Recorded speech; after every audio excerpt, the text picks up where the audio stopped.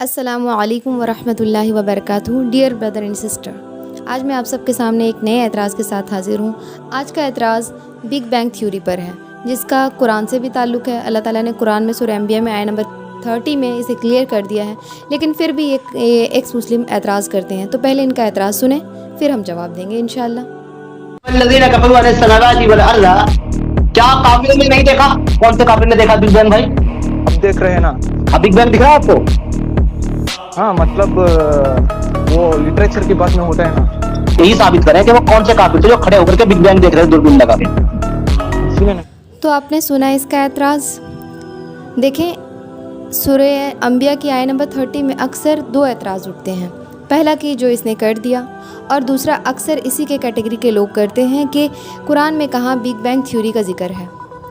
تو سب سے پہلے دیکھ لیں کہ بگ بینگ تھیوری ہے کیا۔ ہم سبھی جانتے ہیں کہ بگ بینگ تھیوری سے ہی، according to science, big bang theory سے ہی دنیا کا وجود ہوا ہے۔ تو اللہ تعالیٰ یہاں پہ فرماتے ہیں سورہ انبیاء آیت نمبر 30 میں کہ آسمان و زمین باہم ملے جلے تھے، پھر ہم نے اسے جدا کیا۔ اور دیکھیں کہ بگ بینگ تھیوری کا بھی کہنا یہی ہے کہ زمین اور آسمان کی تخلیق سے پہلے یہ ایک نقطہ تھی، اور اس نقطے یہ گیسوں کا مجموعہ تھا، اور اچانک سے یہاں پر دھماکہ ہوا، اس کے بعد گیلیکسیز بنی، پھر دھیرے دھیرے ٹکڑے ٹکڑے ہو کر سٹارز، پلانٹس، یہ سب بنے، اور اس طرح سے زمین و آسمان کا وجود ہوا۔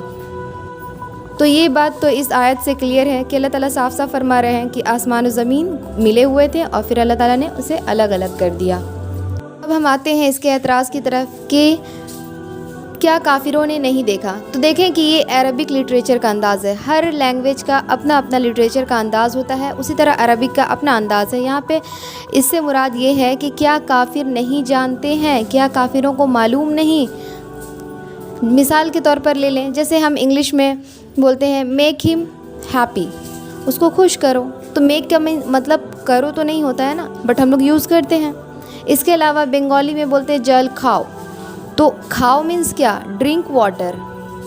تو اسی طرح سے یہاں پہ عربک لٹریچر میں بولا گیا ہے۔ ان کم عقل جاہل لوگوں کو یہ بات سمجھ میں نہیں آئے گی، نہ تو ان کے پاس علم ہے، نہ ہی عقل ہے، نہ یہ اپنے تھوڑے سے عقل کا بھی استعمال کرتے ہیں۔ اور مجھے تو یہ بات سمجھ میں نہیں آتی کہ جو لوگ جس طرح سے فزکس اور کیمسٹری کے بکس کو خود سے پڑھ کر سمجھ نہیں سکتے، ان کو ٹیچرز کی ضرورت ہوتی ہے، تو قرآن اتنی عظیم کتاب، اللہ تعالیٰ کی کتاب کو کیسے یہ لوگ سوچ سکتے ہیں کہ یہ خود پڑھ کر سمجھ جائیں گے؟ اسی لیے انہیں تو سمجھ میں آتی نہیں، اور یہ اس پر اعتراض کرنے لگ جاتے ہیں۔ اور مجھے پتہ ہے یہ لوگ ایسا اس لیے کرتے ہیں کیونکہ یہ دیکھ رہے ہیں کہ یہ تو اسلام چھوڑ چکے ہیں، لیکن لوگ پھر بھی اسلام کو قبول کر رہے ہیں، اور اسلام پھیلتا ہی جا رہا ہے دن بدن، بڑھتا ہی جا رہا ہے دن بدن۔ اور اسی بات سے ان کو تکلیف ہوتی ہے کہ لوگ ان سے ہٹ کر اسلام کی طرف آ رہے ہیں۔ اس کی مثال بالکل اسی طرح ہے جیسے کوئی دو دکاندار ہو، اور اگر کسی ایک کی دکان زیادہ چلنے لگے تو دوسرا اس کو دیکھ کر اتنا جلنے اور کڑنے لگتا ہے کہ وہ چاہتا ہے کہ اس کے گراہکوں کو بھٹکائے اور گمراہ کرے۔ یہ نہیں دیکھتا کہ کمی کہاں ہے، کمی اس کے خود کے اندر ہے، اسے اپنے گربان میں جھانکنے کی ضرورت ہے، نہ کہ یہ لوگوں کو گمراہ کرے۔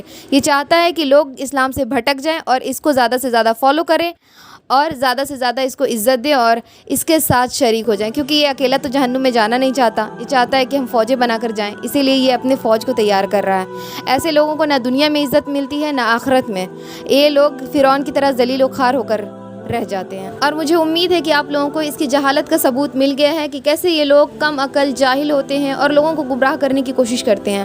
تو ان لوگوں سے بچیں، اور ہماری پھر ملاقات ہوگی نیکسٹ ویڈیو میں۔ تب تک کے لیے جزاکم اللہ خیرا کثیرا۔ السلام علیکم ورحمۃ اللہ وبرکاتہ۔